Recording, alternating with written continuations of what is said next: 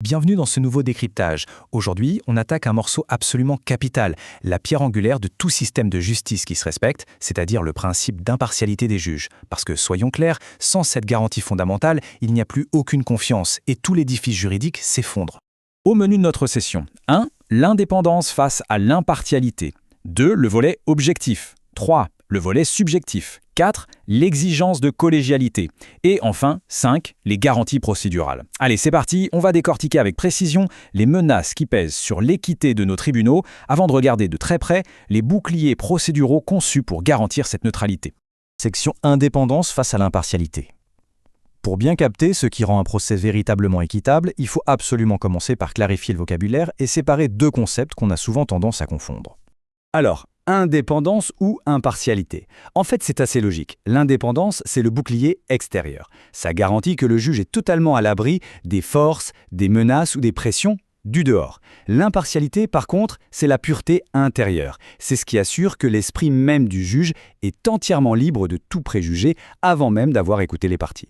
Pour être très concret, l'indépendance protège le magistrat à deux niveaux. D'abord contre les pressions directes, comme l'interdiction absolue pour un patron de donner l'ordre de juger dans tel ou tel sens. Mais ça protège aussi des pressions indirectes. Imaginez un juge qui devrait se prononcer sur une décision prise par une organisation dont il fait lui-même partie. Le doute sur son indépendance s'installerait à la seconde. Mais voilà le vrai piège, et c'est le point central à retenir. Un juge peut être nommé à vie, être totalement indépendant et ne subir strictement aucune pression extérieure, et pourtant être complètement partial. Et oui, s'il abrite une rancœur personnelle envers l'un des accusés, son esprit n'est plus neutre. Et là, même sans pression, la justice est brisée. Ce qui nous amène à la section 2, le volet objectif. Ici, on va s'intéresser aux apparences, à ces structures qui pourraient laisser penser au public que les dés sont jetés d'avance. La règle est redoutablement stricte pour éviter le moindre soupçon. En gros, un juge ne peut pas faire deux choses à la fois si ça remet en cause sa neutralité. Impossible d'être à la fois juge et partie, par exemple. Impossible aussi de siéger dans une cour d'appel pour réévaluer une décision qu'on a soi-même rendue au début de l'affaire. Et c'est pareil pour les fonctions distinctes. On ne peut pas formuler une accusation puis, juste après, statuer sur la sanction. Il faut trancher. Un super exemple de cette rigueur, c'est l'interdiction de cumuler une fonction de jugement avec une fonction consultative. Si une cour a déjà donné un avis officiel sur un dossier bien précis, elle n'a plus le droit de juger ce même dossier. Pourquoi ? Eh bien, si l'avis rendu montre que le tribunal s'est déjà forgé une opinion définitive, le préjugé saute aux yeux de tout le monde. Passons maintenant à la section 3, le volet subjectif. On quitte un instant la mécanique froide et des institutions pour entrer dans l'humain avec l'évaluation des fameux préjugés personnels.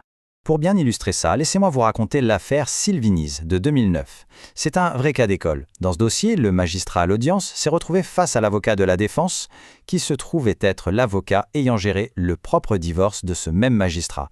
Vous imaginez le malaise? C'est l'exemple parfait du conflit d'intérêts personnel qui rend un juge complètement subjectif. Mais attention, le biais subjectif, ce n'est pas seulement faire une petite faveur à un proche ou à sa famille. Ça, c'est ce qu'on appelle un biais positif. Mais le risque s'applique tout autant à l'animosité au biais négatif. Par exemple, si un juge travaillait avant dans un grand groupe bancaire qui est en guerre ouverte avec l'entreprise qu'il s'apprête à juger, son objectivité est évidemment très compromise. Alors, comment le droit fait-il pour gérer ces risques humains hyper complexes? Avec un calendrier strict. Quand un haut fonctionnaire de l'administration bascule et devient magistrat, il lui est formellement interdit, pendant une période de 3 ans, de juger des affaires qui impliquent son ancienne équipe. Après cette période de carence, ça redevient autorisé, mais l'impartialité reste évaluée à la loupe, au cas par cas. Bien, maintenant qu'on a bien cartographié les menaces, on change de perspective. Section 4, l'exigence de collégialité, c'est le tout premier grand bouclier de défense du système. L'idée derrière l'article L3 du Code de justice administrative est très simple, mais d'une efficacité redoutable. Par défaut, un juge ne décide jamais seul dans son coin. Les jugements sont rendus en équipe, en formation collégiale. Ce simple fait de devoir débattre, argumenter et se justifier face à ses collègues, ça dilue énormément les petits biais individuels de chacun. Évidemment, il y a la théorie des textes et la dure réalité des tribunaux. Si le débat à plusieurs est la norme, la loi est obligée de prévoir des exceptions où un juge tranche tout seul.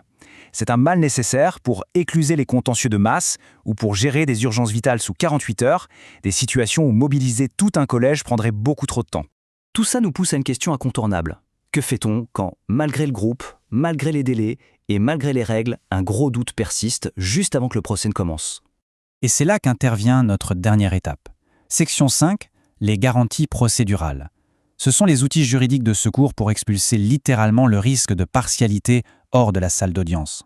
Le système a prévu un arsenal très précis en 3 temps pour corriger le tir dès qu'une anomalie apparaît. On a donc le déport, la récusation et le renvoi. Explorons un peu comment tout ça fonctionne. La toute première ligne de défense repose sur la propre éthique du juge. On l'appelle le déport. En gros, on fait confiance à l'intégrité du magistrat. S'il ouvre son dossier et capte qu'il connaît l'une des parties ou qu'il a un petit intérêt caché là-dedans, il va proactivement, de lui-même, se retirer et demander à être remplacé, sans que personne n'ait besoin de sévir. Le point crucial, c'est « et s'il ne se retire pas de lui-même ?» Eh bien là, les parties au litige reprennent le manche avec la récusation. Elles ont parfaitement le droit d'exiger le retrait d'un juge ou même d'un expert technique, à condition de pouvoir prouver sur la table qu'il y a un doute vraiment sérieux quant à son impartialité. Enfin, l'arme absolue, c'est le renvoi. Des fois, ce n'est pas juste un juge qui pose problème, mais carrément tout le tribunal.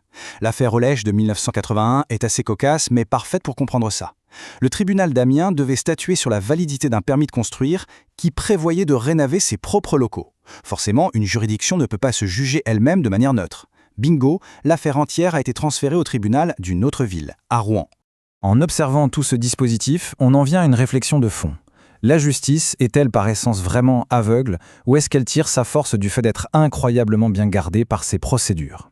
Finalement, on comprend qu'un procès équitable ne mise pas sur des humains infaillibles ou dépourvus de tout biais, il s'appuie plutôt sur la robustesse implacable de ses boucliers juridiques pour rectifier le tir. C'est vraiment la mécanique essentielle à garder en tête quand on analyse de grandes décisions de justice. Merci d'avoir suivi ce décryptage et on se retrouve très vite pour explorer de nouveaux sujets.